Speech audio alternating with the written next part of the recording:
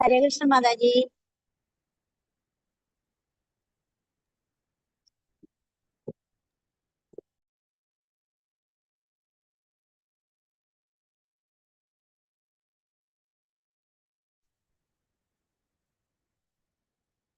हरे कृष्ण।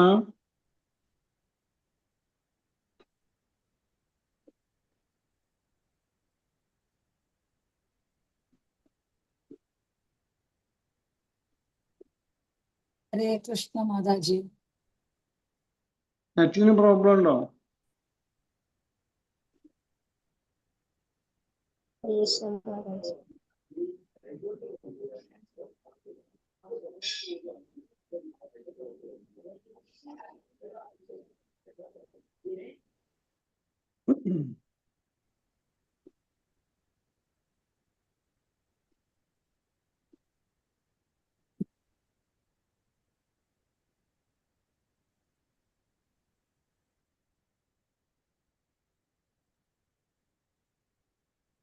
हरे कृष्णा ओम नमो भगवते वासुदेवाय।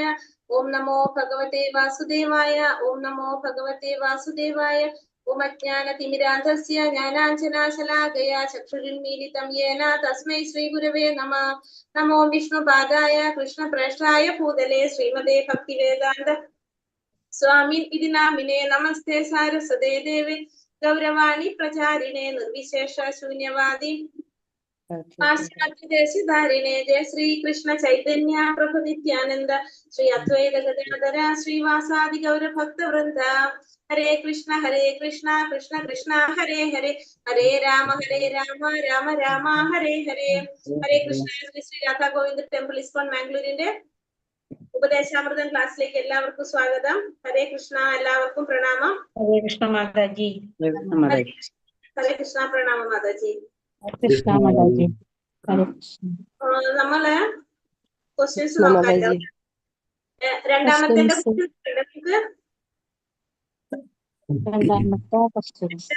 ക്വസ്റ്റ്യൻസ് നോക്കണ്ടേ?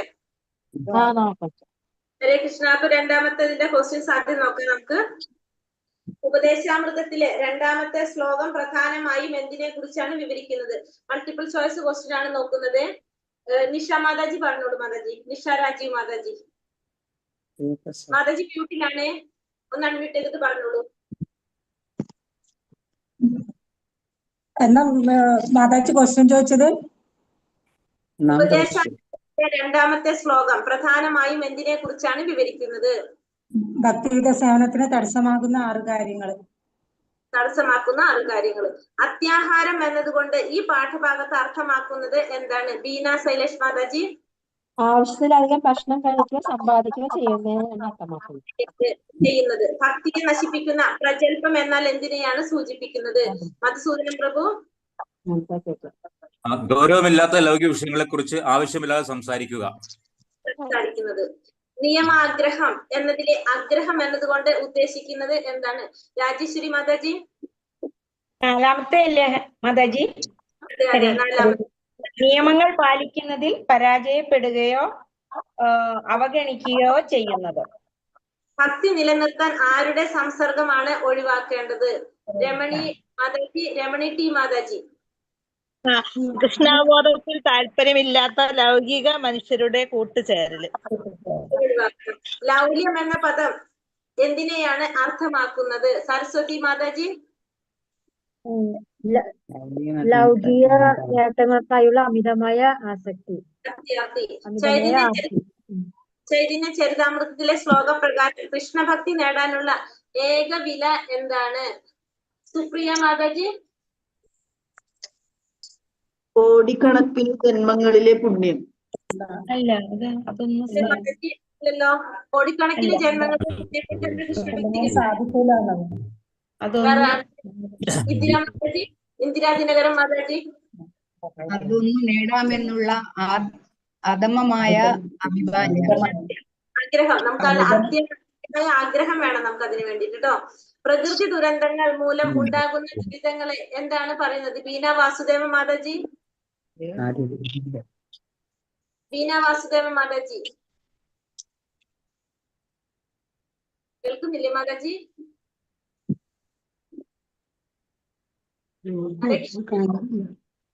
മാതാജി, ഞാൻ എഴുതി വെച്ചത് കണ്ടില്ല, നോക്കിക്കൊണ്ടിരിക്കുക. പ്രകൃതി ദുരന്തങ്ങൾ മൂലം ഉണ്ടാകുന്ന ദുരിതങ്ങളെ എന്താണ് വിളിക്കുന്നത്? അടുത്തതാരാണ്? അനിൽ പറഞ്ഞോളൂ.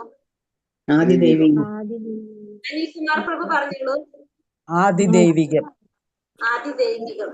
മഹാത്മാവ് എന്ന് വിളിക്കപ്പെടുന്നവരുടെ സവിശേഷതയായി പാഠഭാഗത്ത് പറയുന്നത് എന്താണ്?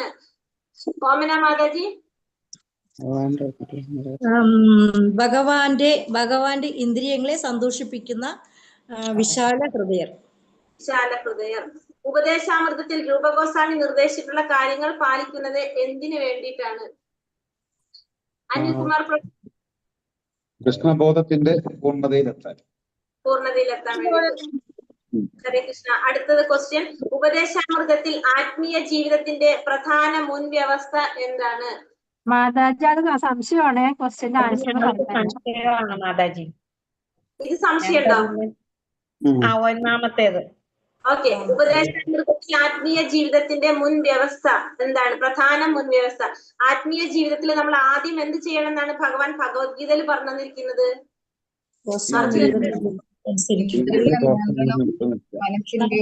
ചെറിയ ജീവിതം ഉയർന്ന ചിന്ത എന്നാണ് ആൻസർ. എന്താണ് അതിന്റെ ആൻസർ? ഇന്ദ്രിയങ്ങളെയും മനസ്സിനെയും നിയന്ത്രിക്കുക. ഇന്ദ്രിയങ്ങളെയും മനസ്സിനെയും നിയന്ത്രിക്കുക എന്നുള്ളതാണ് അതിന്റെ ആൻസർ വരുന്നത് കേട്ടോ. മുൻവ്യവസ്ഥ. ഏറ്റവും പ്രധാനമായിട്ട് നമുക്ക് വേണ്ടത് എന്ത് വേണം?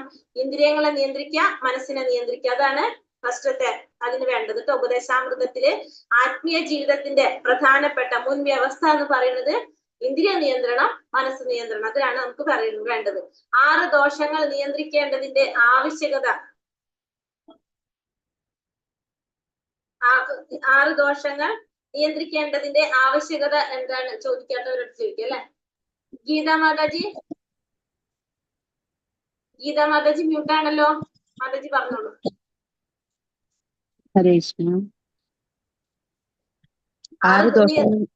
കൃഷ്ണാവബോധത്തിൽ എത്താനും. ഭക്തി നശിക്കും അല്ലെ. കൃഷ്ണാവബോധത്തിൽ സാധിക്കില്ല. ഭക്തി നശിക്കും. ആവശ്യകത എന്നാണ്. ഭക്തി നശിച്ചു പോകുക, അല്ലെങ്കിൽ ഭക്തി ഉണ്ടാവില്ല. അത്യാഹാരം എന്നത് അല്ല. 3ാമത്തെ ചോദ്യം. അത്യാഹാരം എന്ന് പറയുന്നത് എന്താണ്? അത്യാഹാരം എന്ന് പറഞ്ഞത് വിദ്യാ മാതാജി. മാതാജി മ്യൂട്ടാണേ. അത്യാഹാരം എന്ന് പറയുന്നത് ആവശ്യത്തിലധികം ആഹാരം കഴിക്കുകയും സമ്പാദിക്കുകയും ചെയ്യുന്നതിനാണ് അത്യാഹാരം എന്ന് പറയുന്നത്. അത്യാഹാരം എന്ന് പറഞ്ഞത്. പ്രയാസം എന്ന ദോഷം എന്തിനെ സൂചിപ്പിക്കുന്നു? പ്രയാസം എന്ന ദോഷം എന്തിനെ സൂചിപ്പിക്കുന്നു? സുപ്രിയ മാതാജി.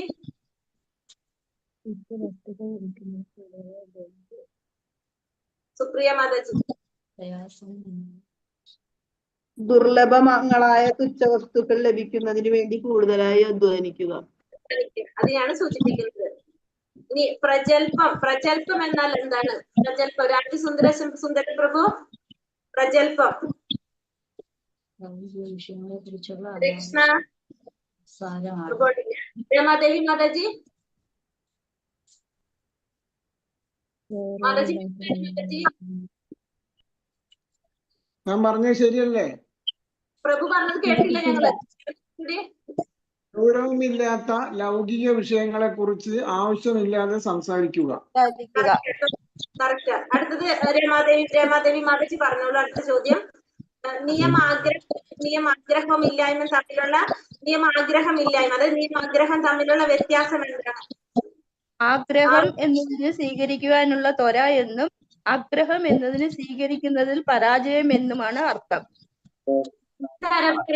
രമാദേജി ആണോ? രമാദേജി പറഞ്ഞ ഒന്നും കൂടി വ്യക്തമാക്കാം. വേദാനുശാസനങ്ങളെയും നിയമങ്ങളെയും സ്വീകരിക്കുന്ന രീതി. അതായത് നിയമാഗ്രഹം വെച്ചിട്ടുണ്ടെങ്കിൽ നമ്മള് ഇതെല്ലാം സ്വീകരിക്കുന്നത് നമ്മള് റിജക്ട് ചെയ്യണം. നമ്മള് അതിനെ അവഗണിക്കുന്നതാണ് എന്ത് നിയമാഗ്രഹം. ശാസ്ത്രങ്ങളും നിയമങ്ങളും അനുസരിക്കുക, യമനിയമങ്ങൾ പാലിക്കുക, ഇതാണ് നിയമാഗ്രഹം അല്ലെ? നിയമാഗ്രഹം. ആഗ്രഹം എല്ലാത്തിനും ഫോളോ ചെയ്ത് അത് പാലിക്കാത്തവരെ നിയമാഗ്രഹം. അവഗണിക്കുന്നത്. അതെ. അടുത്തത് ജനസംസർഗം. അടുത്ത ചോദ്യം എന്താണ്? ജനസംസർഗം ഭക്തിയിൽ എങ്ങനെ പ്രതികൂലമായിട്ട് ബാധിക്കുന്നു? ഇനി ചോദിക്കാത്തവരോട് ചോദിക്കട്ടെ. ഹരേ കൃഷ്ണ. തങ്കമണി മാതാജി. പ്രതികൂലമായി ബാധിക്കുന്ന കൃഷ്ണാവബോധമില്ലാത്തവരുടെ സംസർഗം. അതെ, ഭക്തി ഇല്ലാത്തവരുമായിട്ട് കൂടുന്നത് എന്താണ്? അത് ആത്മീയ പുരോഗതി നമ്മളെ തടസ്സപ്പെടുത്തും. അടുത്തത് ലൗല്യം എന്നാൽ എന്താണ്? ഇനി ചോദിക്കാത്തവർ ആരാണെന്ന് നോക്കട്ടെ. രേണുക മാതാജി. മാതാജി മ്യൂട്ടാണ്, ഒന്ന് അൺമ്യൂട്ട് ചെയ്തിട്ട് പറയോ. ലൗല്യം. മാതാജി മ്യൂട്ടാണ്.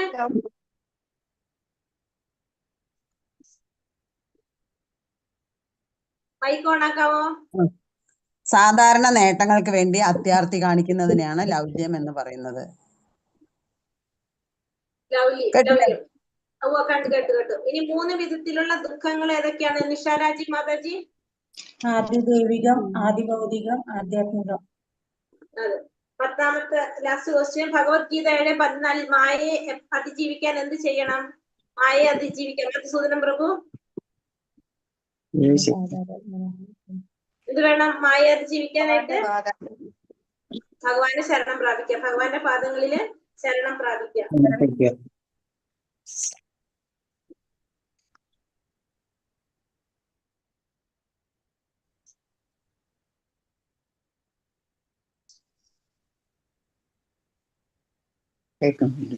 ഹരേ കൃഷ്ണ. അപ്പൊ ഇത്തരം ചോദ്യങ്ങളാണ് ഉണ്ടായത്. അപ്പൊ ഈ പറഞ്ഞ 2 ഉപദേശത്തിൽ ആരെങ്കിലും എന്തെങ്കിലും സംശയം ഉണ്ടോ? ഇല്ല മാതാജി, ഒന്നാമത്തെ സംശയം. അപ്പൊ എല്ലാവരുടെ 2 ഉപദേശം എല്ലാവർക്കും മനസ്സിലായില്ല ഇപ്പൊ? മനസ്സിലായി. അപ്പൊ ഇനി 3ാമത്തെ ഉപദേശത്തിലേക്ക് പോകാം നമുക്ക്. ഹരേ കൃഷ്ണ. അപ്പൊ 3ാമത്തെ ഉപദേശം. ഇനി 3ാമത്തത്, ഇപ്പൊ നമ്മൾ 2ാമത്തത് ഭക്തിയെ നശിപ്പിക്കുന്ന 6 കാര്യങ്ങളാണ് കണ്ടത് അല്ലെ? ഈ 3ാമത്തെ ഉപദേശത്തില് ഭക്തിയെ പ്രോത്സാഹിപ്പിക്കുന്ന, ഭക്തിയെ പുരോഗതിയിലേക്ക് നയിക്കുന്ന 6 കാര്യങ്ങളാണ് 3ാമത്തെ ഉപദേശത്തില് രൂപഗോസ്വാമി പറയുന്നത്. ഹരേ കൃഷ്ണ. ഓം നമോ ഭഗവതേ വാസുദേവായ. ശ്രീ രാധാ ഗോവിന്ദ് കി ജയ്. ശ്രീല പ്രഭുപാദ് കി ജയ്. അടുത്തത് ഭക്തിയെ പുരോഗതിയിലേക്ക് നയിക്കുന്ന, ഭക്തിക്ക് ഉന്നതി ഉണ്ടാക്കുന്ന അല്ലെങ്കിൽ ഭക്തിയെ പ്രോത്സാഹിപ്പിക്കുന്ന 6 കാര്യങ്ങൾ നമുക്ക് നോക്കാം. ഉത്സാഹ നിശ്ചയ ധൈര്യ തത്തത് കർമ്മ പ്രവർത്തന സംഗത്യാഗ സതോ വൃത്തേ ഷഡ്ഭിർ ഭക്തി പ്രസിദ്ധ്യതി. ഉത്സാഹ നിശ്ചയ ധൈര്യ തത്തത് കർമ്മ പ്രവർത്തന സംഗത്യാഗ സതോ വൃത്തേ ഷഡ്ഭിർ ഭക്തി പ്രസിദ്ധ്യതി. ഉത്സാഹ നിശ്ചയ ധൈര്യ തത്തത് കർമ്മ പ്രവർത്തന സംഗത്യാഗ സതോ വൃത്തേ ഷഡ്ഭിർ ഭക്തി പ്രസിദ്ധ്യതി എന്ന് പറയണം. അതായത് ഉത്സാഹം ഉണ്ടായിരിക്കും. നമുക്ക് ഭക്തിയെ പുരോഗതിയിലേക്ക് നയിക്കുന്ന 6 കാര്യങ്ങളാണ് പറഞ്ഞത്. അപ്പൊ നമുക്ക് ആദ്യം തന്നെ എന്ത് വേണം? ഉത്സാഹം ഉണ്ടാവണം. ഭക്തിയിൽ നമുക്ക് ആദ്യം വേണ്ടത് ഉത്സാഹിയായിട്ടിരിക്കുക. നമുക്ക് എന്തും ചെയ്യാനായിട്ട് ഭയങ്കര ഉത്സാഹം ഉണ്ടാവുക. 2ാമത്തത് നിശ്ചയം. നിശ്ചയം എന്ന് വെച്ചാല് വിശ്വാസം ഉണ്ടാവുക, ഭഗവാനില് വിശ്വാസം ഉണ്ടാവുക. 2ാമത്തത് വിശ്വാസം ഉണ്ടായിരിക്കണം. ധൈര്യം എന്ന് വെച്ചാല് ക്ഷമ ഉണ്ടായിരിക്കുക. അപ്പൊ ആദ്യത്തെ വരിയില് 3 കാര്യങ്ങൾ പറഞ്ഞു. ഉത്സാഹം, നിശ്ചയം, ധൈര്യം. ഉത്സാഹിയായിട്ടിരിക്കുക. നിശ്ചയം എന്ന് വെച്ചാൽ ഭഗവാനിൽ വിശ്വാസം ഉണ്ടാവുക, എപ്പോഴും ഭഗവാൻ നമ്മളെ രക്ഷിക്കുന്ന ഒരു വിശ്വാസം നമുക്ക് ഉണ്ടാകുക. ധൈര്യം എന്ന് വെച്ചാൽ ക്ഷമയുണ്ടാവുക. മൂന്ന് കാര്യങ്ങള്: ഉത്സാഹം, നിശ്ചയം, ധൈര്യം. ഉത്സാഹം എന്ന് വെച്ചാൽ ഉത്സാഹിയായിട്ടിരിക്കുക, നിശ്ചയം എന്ന് വെച്ചാൽ വിശ്വാസം ഉണ്ടാവുക, ധൈര്യം എന്ന് വെച്ചിട്ടുണ്ടെങ്കിൽ ക്ഷമ ഉണ്ടാവുക. ധൈര്യം എന്ന് വെച്ചാൽ ക്ഷമ. പിന്നെ തത്തത് കർമ്മ പ്രവർത്തന എന്ന് വെച്ചാല് ഭക്തിക്ക് അനുകൂലമായ രീതിയിൽ പ്രവർത്തികൾ ചെയ്യുക. ഭക്തി വളർത്തുന്നതിന് അനുകൂലമായിട്ടുള്ള രീതികള് പ്രവർത്തിക്കുക. ഭക്തിക്ക് അനുകൂലമായിട്ടുള്ള രീതികളില് പ്രവർത്തനങ്ങൾ ചെയ്യുക. സംഘത്യാഗം, സംഘം ത്യജിക്കുക. എങ്ങനത്തെ സംഘം ത്യജിക്കണം? ഭക്തി ഇല്ലാത്തവരുമായിട്ടുള്ള സംഘം ത്യജിക്കുക, അഭക്തന്മാരുമായിട്ടുള്ള സംഘം ഒഴിവാക്കുക. സംഘത്യാഗം. അപ്പൊ ഭക്തി ഇല്ലാത്തവരുമായിട്ടുള്ള സംഘം ത്യജിക്കുക, സംഘത്യാഗം. സതോവൃത്തെ എന്ന് വെച്ചാൽ സാധുക്കളുടെ കാലടിപ്പാടുകൾ പിന്തുടരുക. അതായത് ആചാര്യന്മാരുടെ, പൂർവ്വ ആചാര്യന്മാരുടെ കാലടിപ്പാടുകള് പിന്തുടരുക. ഇതാണ് സതോവൃത്തെ. പൂർവ്വ ആചാര്യന്മാരുടെ കാലടിപ്പാടുകള് പിന്തുടരുക. ഈ 6 കാര്യങ്ങള് ഷഡ്ഭിർ ഭക്തി പ്രസിദ്ധ്യതി, ഭക്തിയെ പുരോഗതിയിലേക്ക് നയിക്കുന്നതാണ് ഈ 6 കാര്യങ്ങൾ. ഏതൊക്കെയാണ്? ഉത്സാഹം, നിശ്ചയം, ധൈര്യം. 3 കാര്യങ്ങളായി. ഒന്ന് ഉത്സാഹിയായിട്ടിരിക്കണം, വിശ്വാസം ഉണ്ടായിരിക്കണം, ധൈര്യം, ക്ഷമയുണ്ടായിരിക്കണം. പിന്നെ തത്തത് കർമ്മ പ്രവർത്തന, ഭക്തിക്ക് അനുകൂലമായ പ്രവർത്തികൾ ചെയ്യാം. നാമം ജപിക്കുക, ഭാഗവതം കേൾക്കുക, ശ്രവണം, കീർത്തനം, വിഷ്ണു സ്മരണം, പാദസേവനം, അതൊക്കെ ഉണ്ടല്ലോ. ഇതൊക്കെ ചെയ്യാം. ഭക്തിക്ക് അനുകൂലമായ പ്രവർത്തികൾ ചെയ്യാം. സംഘത്യാഗം, സംഘം ത്യജിക്കണം. എങ്ങനത്തെ സംഘം ത്യജിക്കണം? ഭക്തി ഇല്ലാത്തവരുമായിട്ടുള്ള സംഘം ത്യജിക്കുക. സതോവൃത്തെ, ആചാര്യന്മാരുടെ കാലടികൾ പിന്തുടരുക. ഇത്രയും കാര്യങ്ങൾ നമ്മളെ ഭക്തിയെ പുരോഗതിയിലേക്ക് നയിക്കുന്നതാണ്. 6 കാര്യങ്ങൾ പറഞ്ഞു. ഏതൊക്കെയാണ്? ഉത്സാഹം, നിശ്ചയം, ധൈര്യം, തത്തത് കർമ്മ പ്രവർത്തന, ഭക്തിക്ക് അനുകൂലമായ പ്രവർത്തികൾ ചെയ്യുക, സംഘം ത്യാഗം, സംഘം ത്യജിക്കുക, സതോവൃത്തെ, ആചാര്യന്മാരുടെ കാലടികൾ പിന്തുടരുക. ഈ 6 കാര്യങ്ങളാണ് ഭക്തിയെ പ്രോത്സാഹിപ്പിക്കുന്നത്. മനസ്സിലായ എല്ലാവർക്കും? സംശയം ഉണ്ടോ ആർക്കെങ്കിലും? മനസ്സിലായി. ഒരാൾ പറയാവോ? ഒരാൾ പറഞ്ഞേ. 1 ഉത്സാഹം, 2 നിശ്ചയം, 3 ധൈര്യം, 4 ഭക്തിക്ക് അനുകൂലമായിട്ട് പ്രവർത്തിക്കുക, 5 സംഘം ത്യജിക്കുക, 6 പൂർവ്വ ആചാര്യന്മാരുടെ കാലടികൾ പിന്തുടരുക. ഉത്സാഹം എന്ന് വെച്ചാൽ ഉത്സാഹി, നിശ്ചയം എന്ന് വെച്ചാൽ എന്താണ്? ധൈര്യം, വിശ്വാസം, ക്ഷമ.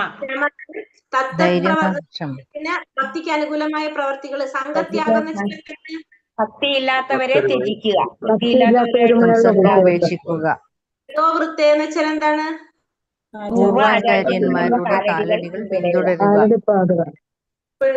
മനസ്സിലാക്കിയ ഭക്തിയെ പുരോഗതിയിലേക്ക് നയിക്കുന്നു.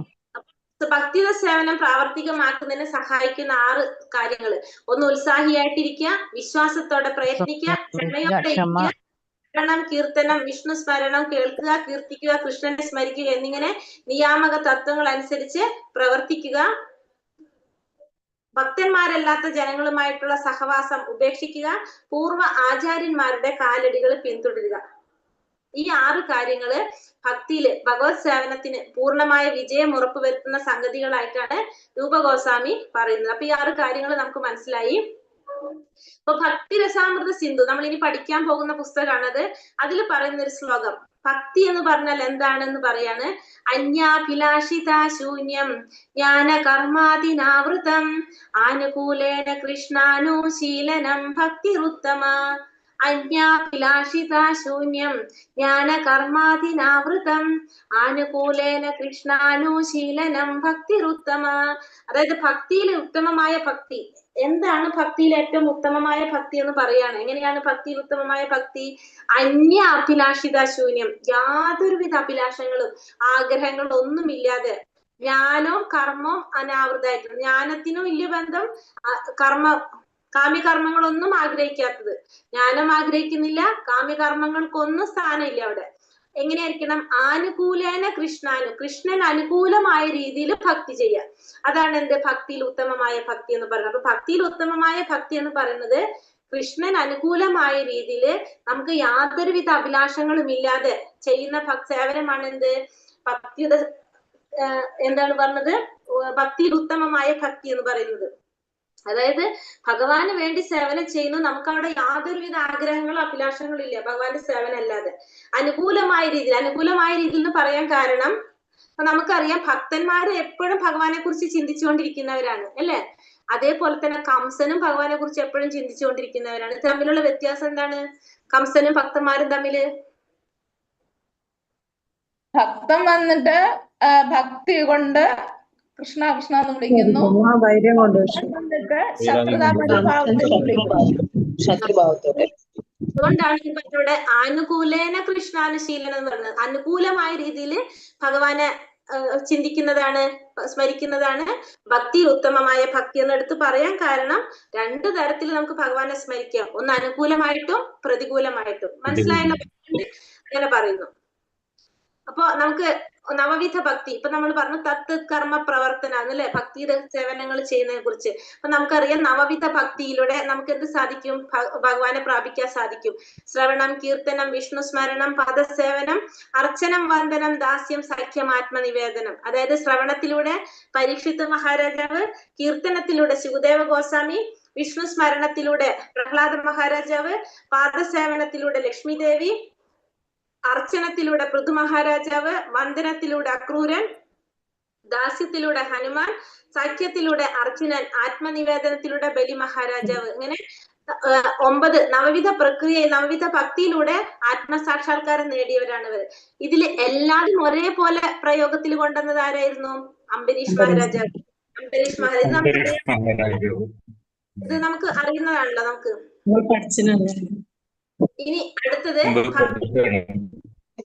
ഭക്തിക്ക് 6 സഹായികള് എന്ന് പറഞ്ഞ ഭക്തി പ്രസിദ്ധ്യതി എന്ന് പറഞ്ഞ ഭക്തി പുരോഗമിക്കുന്ന 6 കാര്യങ്ങള്, ഫലവത്തായിട്ട് വരുന്ന 6 കാര്യങ്ങള്. ഒന്ന് നമ്മുടെ നിലപാട് എങ്ങനെയായിരിക്കണം? ഉത്സാഹിയായിട്ടിരിക്കണം, വിശ്വാസം ഉണ്ടായിരിക്കണം, ധൈര്യം, ക്ഷമ ഉണ്ടായിരിക്കണം. നമ്മുടെ പെരുമാറ്റം എങ്ങനെയായിരിക്കണം? ഭക്തിക്ക് അനുകൂലമായ പ്രവർത്തികൾ ചെയ്യാ, സംഘം ത്യജിക്കുക, ഭക്തന്മാരും അല്ലാത്തവരുമായിട്ടുള്ള സംഘം ത്യജിക്കണം, സാധുക്കളുടെ കാലടിപ്പാടുകൾ പിന്തുടരണം. അങ്ങനെയായിരിക്കണം നമ്മള് പെരുമാറുന്നത്. ഇതാണ് ഭക്തിയെ സഹായിക്കുന്ന 6 കാര്യങ്ങൾ. ഓരോന്നായിട്ട് നോക്കാം. ഒന്ന് ഉത്സാഹിയായിട്ടിരിക്കുക.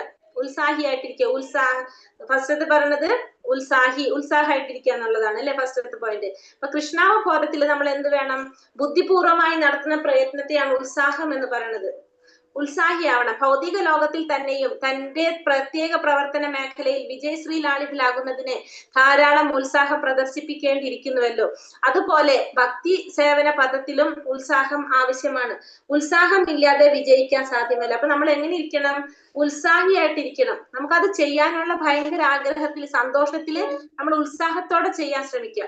എന്തൊരു കാര്യം ചെയ്യുമ്പോഴും എനിക്ക് ചെയ്യണം എന്നുള്ളൊരു ഉത്സാഹം നമ്മളുടെ ഉള്ളിൽ ഉണ്ടായിരിക്കണം.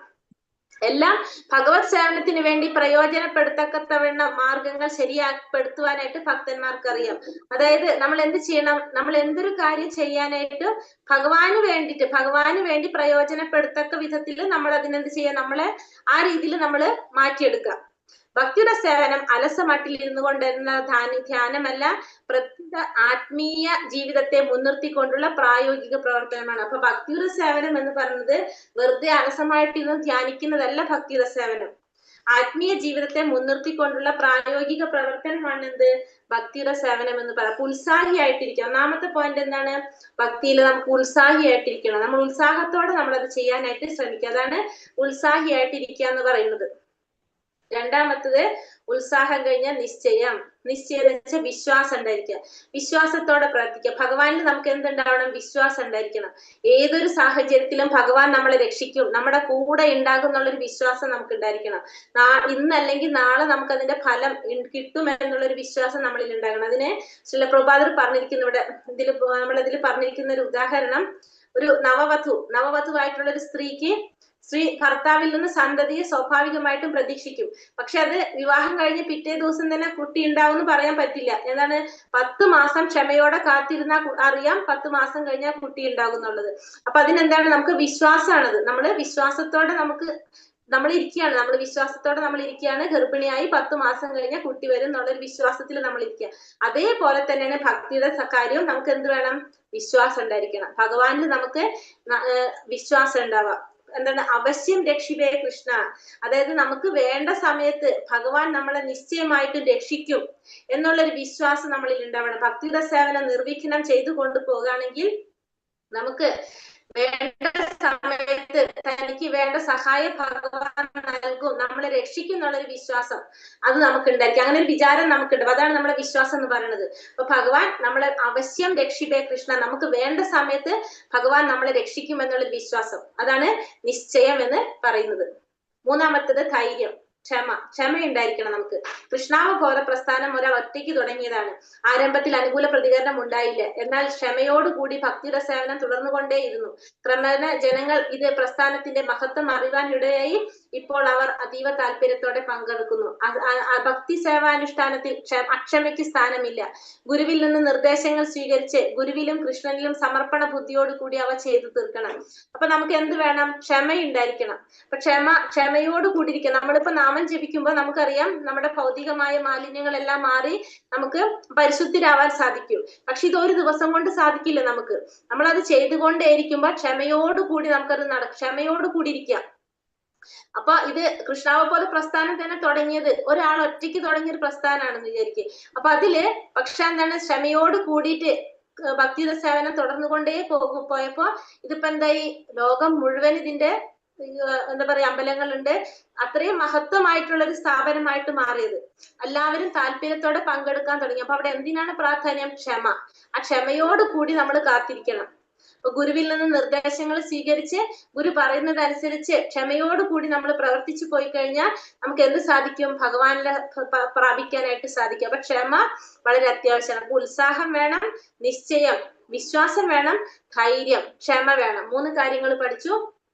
ഇനി തത്തത് കർമ്മ പ്രവർത്തന, എന്താണ് പറഞ്ഞ, ഭക്തിയുടെ സേവനത്തിന് അനുകൂലമായ പ്രവർത്തികൾ ചെയ്യുക. അതായത് യമനിയമങ്ങൾ നമ്മൾ പാലിക്കണം. അവിഹിതമായ ബന്ധങ്ങള്, മാംസഭക്ഷണം, ചൂതാട്ടം, മദ്യസേവനം, ഈ പറഞ്ഞ കാര്യങ്ങൾ നമ്മൾ പാടെ ഒഴിവാക്കണം. വിഹിത കർമാനുഷ്ഠാനത്തിൽ വീഴ്ച വരുത്തിയാൽ അത് ഭക്തി സേവനത്തെ നശിപ്പിക്കും. ഈ നിയമങ്ങൾ അനുസരിക്കണം. പിന്നെ ജപമാലയില് ദിവസേന 16 വട്ടം നാമം ജപിക്കണം. 16 റൗണ്ട് × 108 നമ്മൾ ജപിക്കണം. യമനിയമങ്ങൾ ശ്രദ്ധയോടുകൂടിയും ഉത്സാഹത്തോടു കൂടിയും ഒരു ഭക്തൻ അനുസരിക്കുക. ഇതിനെയാണ് നമ്മൾ എന്ത് പറയണത്? തത്തത് കർമ്മ പ്രവർത്തന. ഭക്തിക്ക് അനുകൂലമായ പ്രവർത്തികൾ എന്ന് പറയുന്നത് യമനിയമങ്ങൾ പാലിക്കുന്നത്, ജപമാലയിൽ 16 റൗണ്ട് നാമം ജപിക്കുന്നത്, ഇതൊക്കെ എന്തില് വരും? ഭക്തിക്ക് അനുകൂലമായ പ്രവർത്തനങ്ങള്. ഭാഗവത ശ്രവണം, നാമജപം, മംഗള ആരതി, ഇതൊക്കെ നമുക്ക് തത്തത് കർമ്മ പ്രവർത്തനത്തിൽ വരുന്നതാണ്. ഈ കാര്യങ്ങൾ നമ്മൾ പാലിക്കുക. അതാണ് തത്തത് കർമ്മ പ്രവർത്തന എന്ന് പറയുന്നത്. 5ാമത്തത് സംഘത്യാഗം, സംഘം ത്യജിക്കുക. എങ്ങനെയുള്ള സംഘമാണ് നമ്മൾ ത്യജിക്കേണ്ടത്? ഭക്തന്മാരല്ലാത്തവരുമായിട്ടുള്ള സംഘം ത്യജിക്കണം.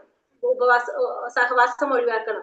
അതായത് ഭക്തിയുടെ സേവനത്തിൽ സാഫല്യം ഉണ്ടാക്കുന്നതിന് കർമ്മികളും ജ്ഞാനികളും യോഗികളും മറ്റ് അഭക്തന്മാരും ഉൾപ്പെടുന്ന ദുർജന സംസർഗം ഒഴിവാക്കണം. ഭക്തന്മാരല്ലാത്തവരുമായിട്ടുള്ള സംഘം, അതായത് കർമ്മികളായിട്ടുള്ളത്, ജ്ഞാനികളായിട്ടുള്ളത്, യോഗികളായിട്ടുള്ള ഇവരായിട്ടുള്ള സംഘം ഒഴിവാക്കുക. കാരണം ഇവരൊക്കെ എന്താഗ്രഹിക്കുന്നവരാണ്? ഫലം ആഗ്രഹിക്കുന്നവരാണ്.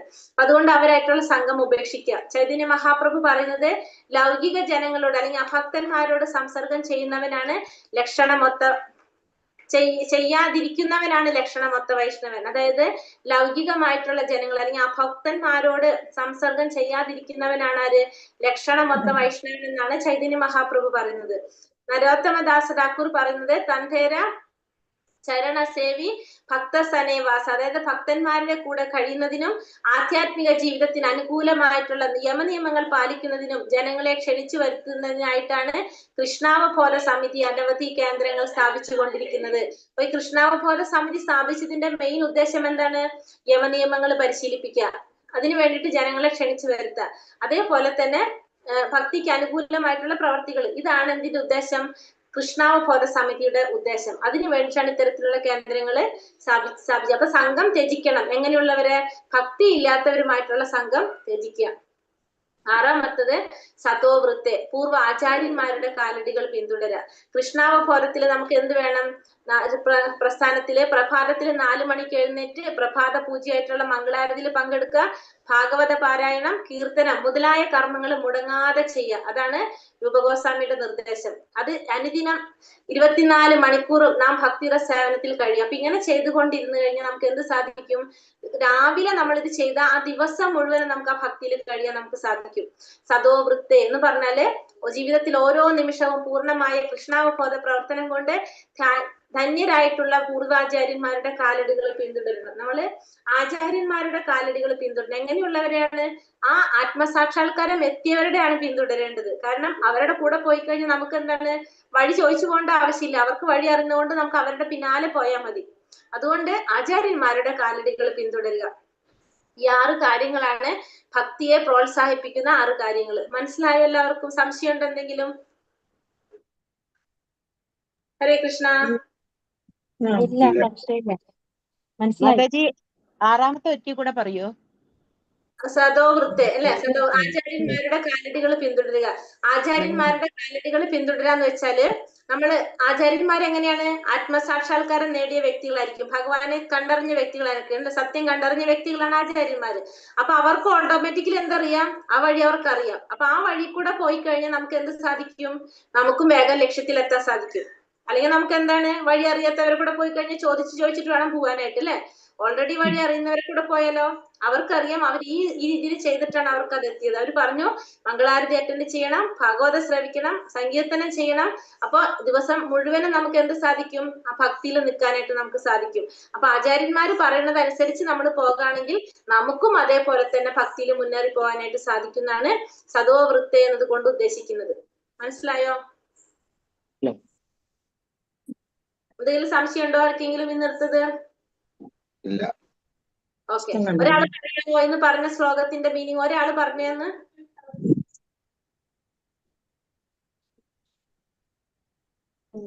ഉത്സാഹം, വിശ്വാസം, ക്ഷമ, ഭക്തിയുക്ത സേവനത്തിൽ പ്രവർത്തനങ്ങൾ, അഭക്തരമായ സംസർഗം ഉപേക്ഷിക്കുക, പിന്നെ പൂർവാചാര്യന്മാരുടെ കാൽപ്പടികൾ പിന്തുടരുക. ഇത്തരം കാര്യങ്ങള് നമ്മുടെ ഭക്തിയെ പുരോഗതിയിലേക്ക് നയിക്കുന്നതാണ് ഈ 6 കാര്യങ്ങൾ.